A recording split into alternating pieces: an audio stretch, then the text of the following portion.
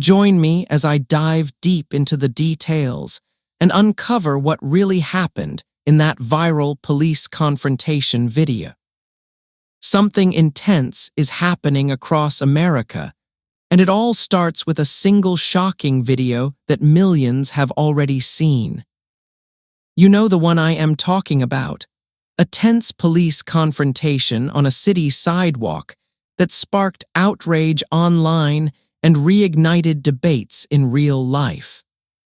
In this video, we are not just watching the clip, we are breaking it all down piece by piece, uncovering who was involved, what really led up to that viral moment, and what it reveals about trust, fear, and power in today's society. But the story you think you saw might not be the whole truth. Stick with me till the end, because the turning point in this story will make you question everything you thought you knew about that video. It is not just about one moment, it is about what it means for all of us. Now let's get into it. You are walking down the street on a regular afternoon. Maybe you are scrolling your phone. Maybe you are rushing to a coffee shop or heading back to work. Then it happens. A crowd starts to gather. Phones come out. Voices are raised. And in the middle of it all is a police officer and one man. The tension is thick. People around start whispering. Some are recording. Others are backing away. But the camera never blinks. That one video, that single piece of footage, it changed everything. It raced across social media faster than wildfire. Within hours, it was everywhere. Twitter, Facebook, TikTok. News stations across the country picked it up and ran with it. People had opinions, hot takes, thread after thread, comment after comment. Some were outraged. Others were defensive. Everyone was talking, but almost no one knew the full story. Now, that is exactly why I am here. Because I wanted to know what really happened. Not just what the video showed, but what led up to that moment. Who the people were, why it escalated, and what it says about all of us. The man in the video is named Brian Miller. He is 34 years old, a construction worker from outside the city. A tall guy, short buzz cut, wore a gray hoodie and jeans. The officer is Daniel Reed, a 10-year veteran of the department. A clean record, married, 3 kids, goes to church every Sunday. 2 people, 1 sidewalk, a flashpoint for the entire country. Let me back up. The video starts with Brian already in a heated argument with Officer Reed. But what most people did not realize is that something happened before the camera started rolling. According to reports, Brian had just jaywalked across a busy intersection. It sounds small, almost laughable, but it is what sparked the encounter. Officer Reed was patrolling that area. Downtown, mid-afternoon. It was busy. Shoppers, office workers, street vendors, the usual city scene.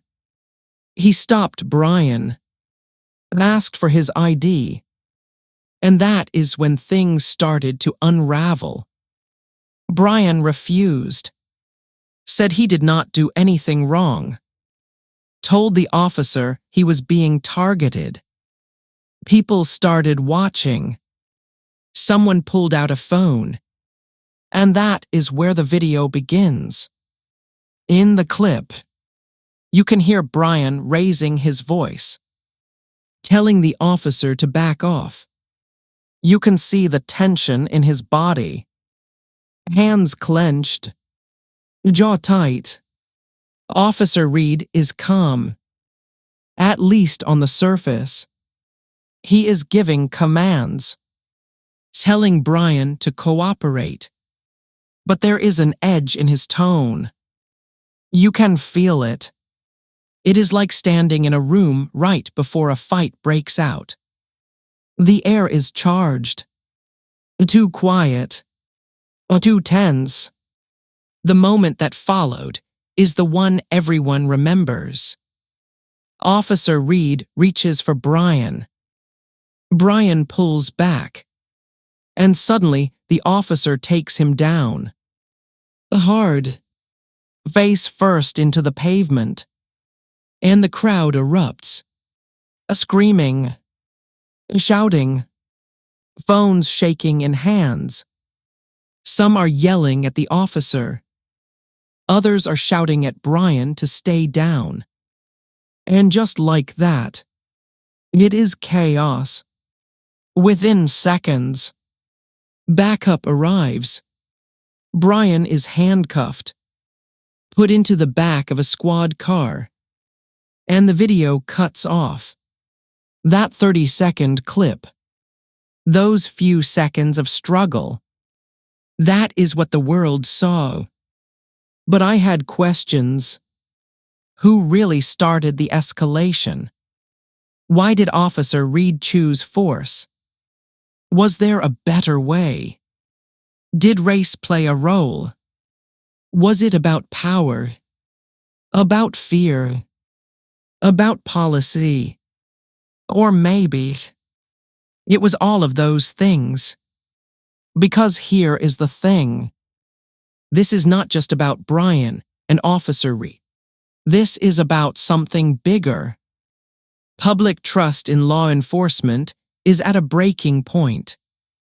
Communities across the country are asking hard questions. Why do some interactions escalate while others do not? Why do certain groups seem to be stopped more often? Why do so many people feel unsafe around those who are supposed to protect them? And social media. It adds fuel to the fire. When a video like this goes viral, it becomes a symbol, a flashpoint, a debate that burns through every comment section it touches. Some people watch and see a man resisting arrest. Others watch and see an officer abusing power. Same video. Two completely different truths. But neither one tells the whole story. Because context matters. Details matter. Intentions matter. And those are the things that usually get left out. So in this video, we are going deeper. We are looking beyond the outrage, beyond the hashtags, beyond the headlines. We are peeling back the layers, uncovering the real people, the real history, the policies, the biases, and the systems that brought us to this moment. You are not going to hear just what happened. You are going to understand why it happened, how it unfolded, and what it means going forward. Because this one moment, this 30-second video, it is just the tip of the iceberg. And what is underneath? Well, that is where the real story lives. Stick with me, because by the time we are done, you will not just see a video. You will see the full picture. And maybe, just maybe, you will see things a little differently too. This is where the conversation starts to get real. Because once a video like that hits the internet, it stops being about just the two people in it. It becomes about all of us. What we believe, what we fear, and what we are willing to accept. Now let's talk about the real problem here. Not the video itself, but what it represents. Trust between the police and the public has been broken for years. And videos like this, they do not just reflect that breakdown, they accelerate it. In cities all over the country, people say the same thing. They do not feel safe around police. They do not feel heard. They do not feel protected. They feel watched, judged, targeted, especially in Black and brown communities. But here's the twist in this story. Brian Miller, the man in the video, is not Black. He is white. And yet, his experience mirrors what we have heard from countless people of color for decades. That fear, that power imbalance, that feeling that one wrong word, one wrong move, could change everything. It was written all over his face in that video. Now you may be thinking, well, if Brian was white, how is racial profiling even part of this conversation? Let me explain. Because this is not just about race.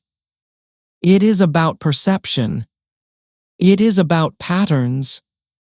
And it is about how authority gets used. Every single day, people experience different treatment based on how they look, how they talk, where they live. It becomes muscle memory for some officers. They see a certain type of person and expect a certain type of behavior. But what happens when those assumptions are wrong? What happens when a routine stop turns into a viral storm? And here's something else to consider. Social media does not wait for the facts.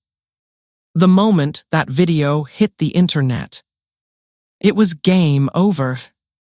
The court of public opinion moved faster than any actual investigation ever could. There were people saying Brian deserved it. There were people saying Officer Reed should be fired on the spot.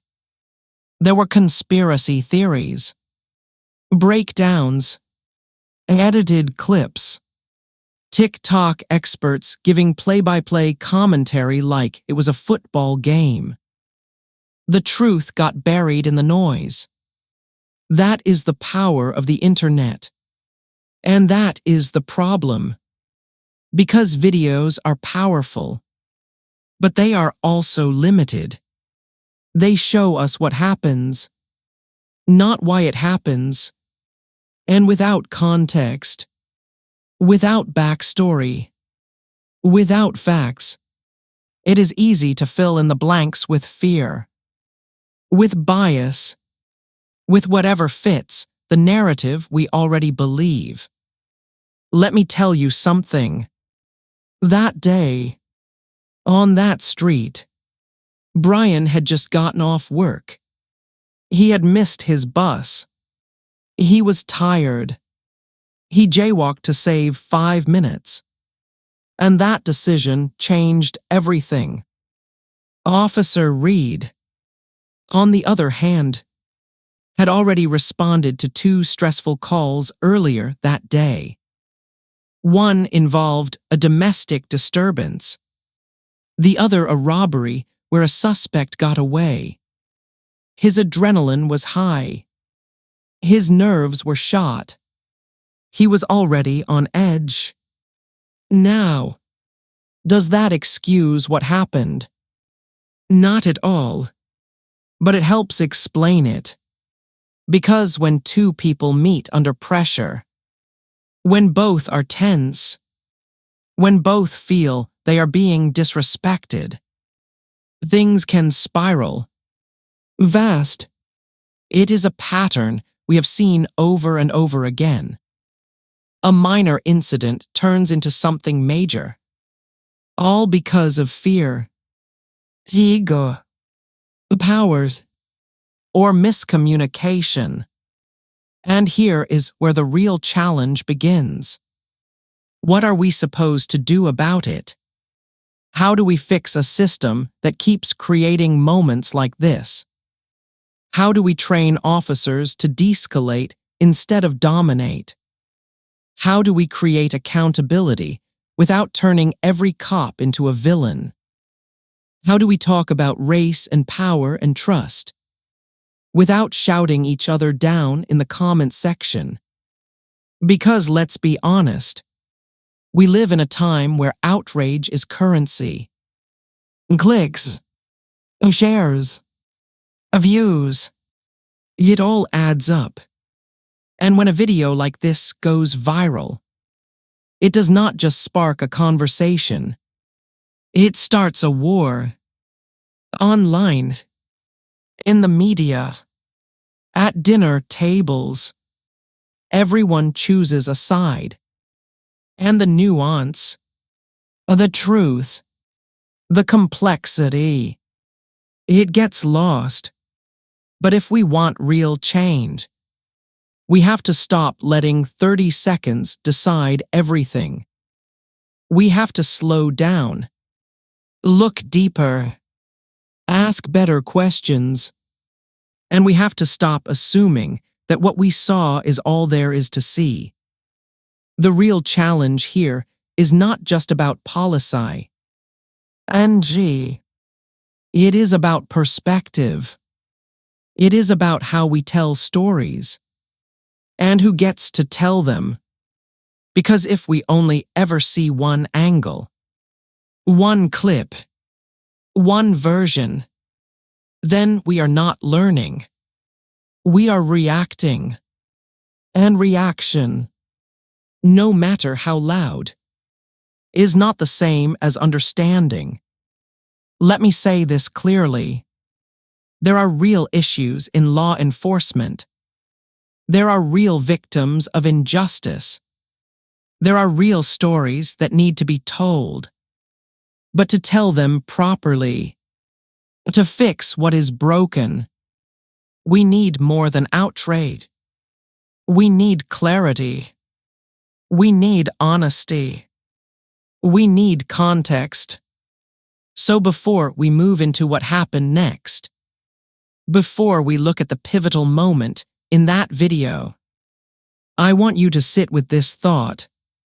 Maybe, just maybe, this was not about who was right or wrong in that exact moment. Maybe it was about something deeper. A system under stress. A society in conflict. And two people caught in the middle of all of it. Because that, right there, is the real problem.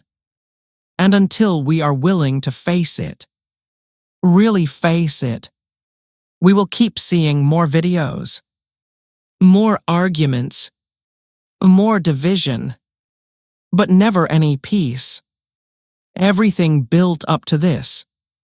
The standoff, the silence, the split-second decision. This is the part people replayed over and over. Frame by frame. Slow motion. Zoomed in. The exact moment Officer Reed put his hand on his taser. And Brian flinched. Some people say Brian took a step forward. Others swear he was backing away. But here is what the camera cannot show. The electricity in the air. The look in Brian's eyes. The tension in Officer Reed's jaw.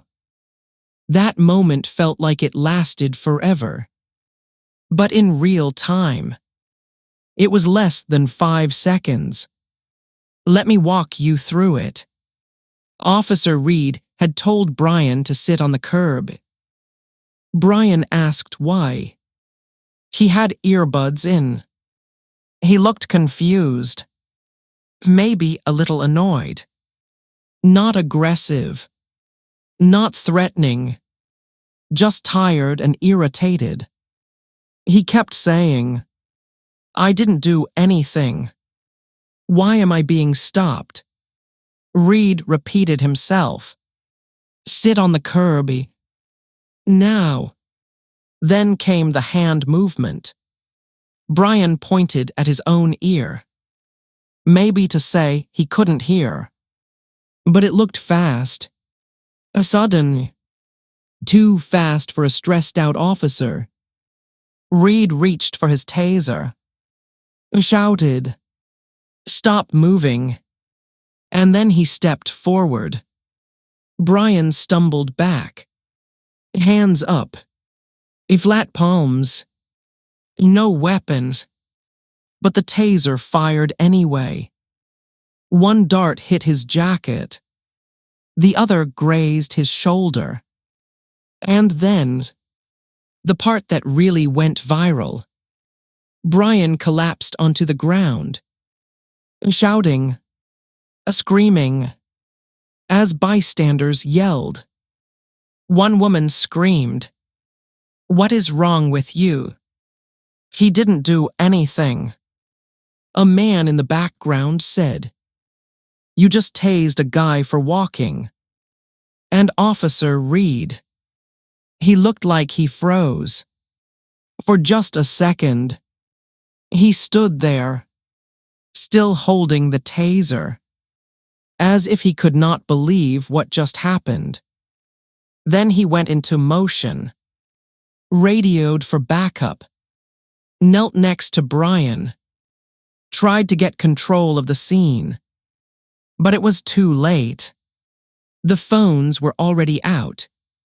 The video was already online. And everything else was damage control.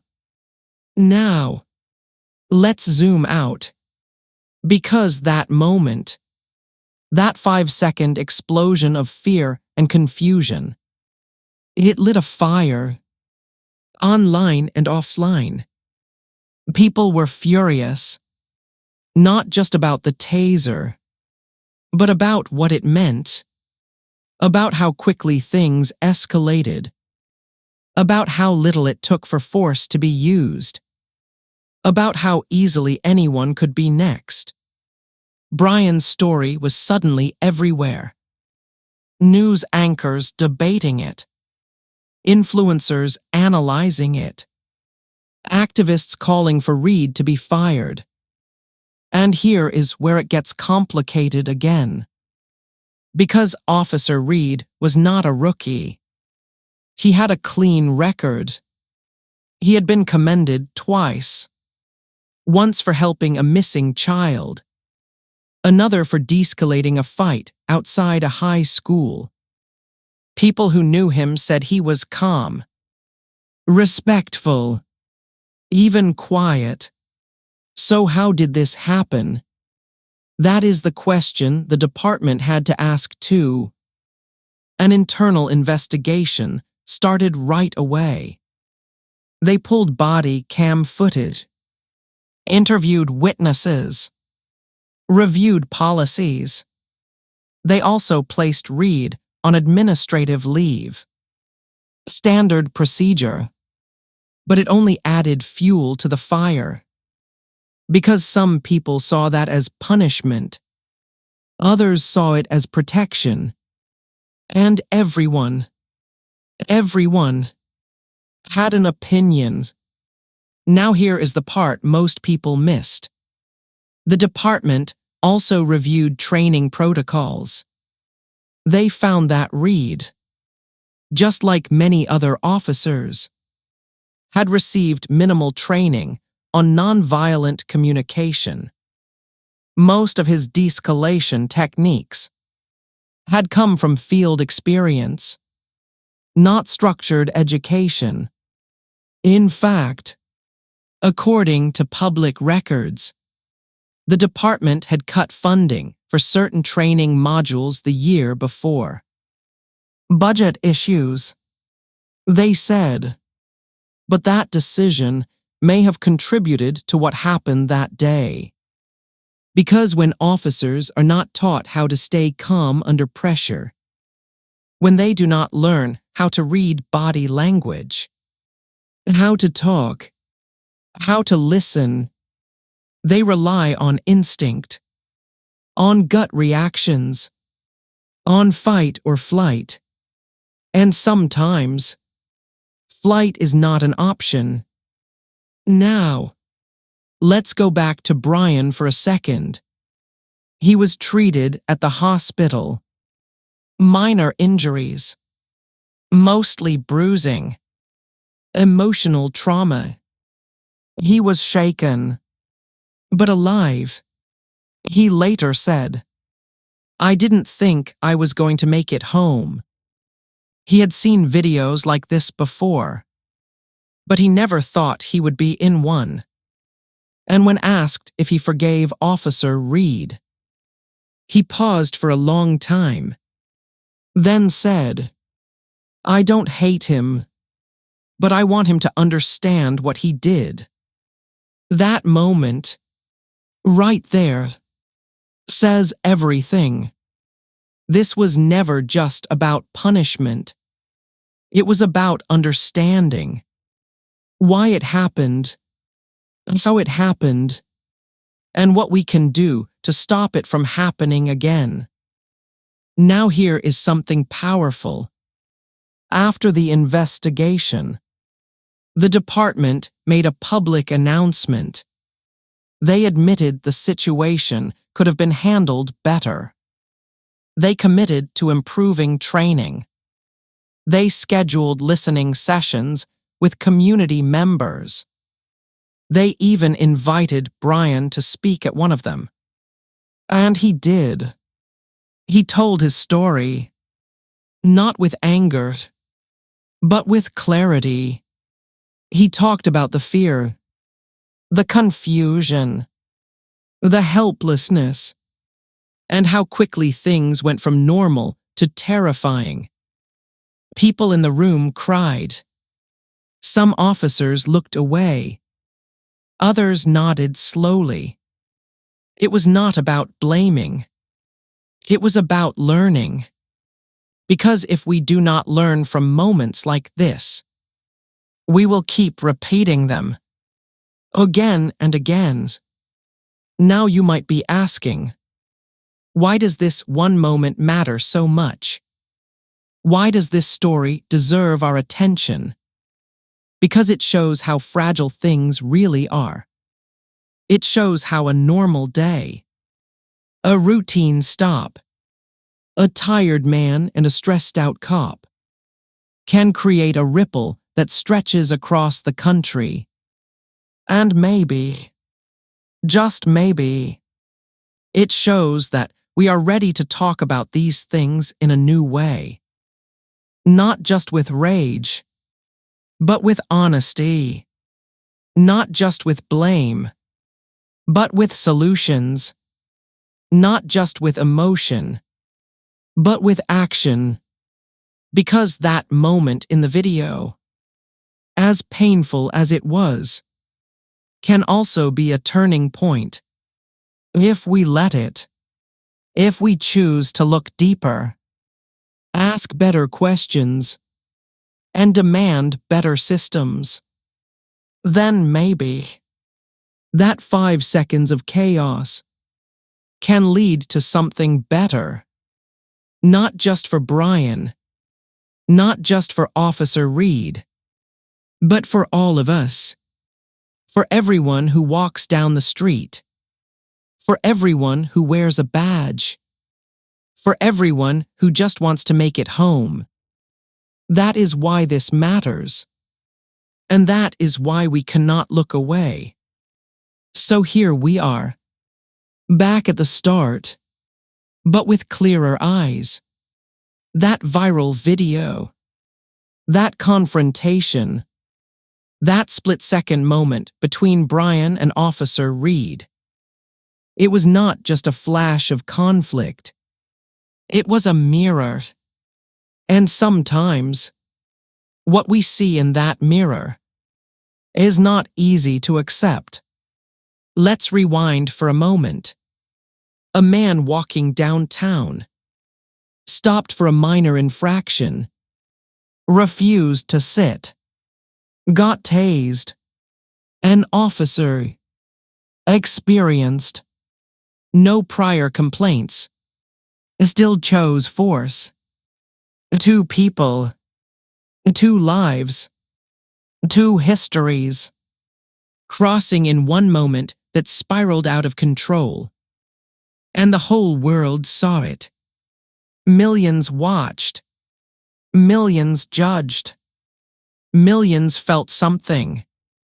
Anger, confusion, fear, disbelief. But more than anything, people asked the same question. How did we get here? And how do we keep this from happening again? That is the part that matters now. Because looking back, we see more than just the incident. We see everything around it. The tension in our communities, the broken trust, the lack of training, the fear that lives in both sides of the badge. People like Brian, they do not wake up hoping for a confrontation. And officers like Reed do not wake up hoping to end up in the news. But fear makes people react. And systems that lack accountability make fear even more dangerous.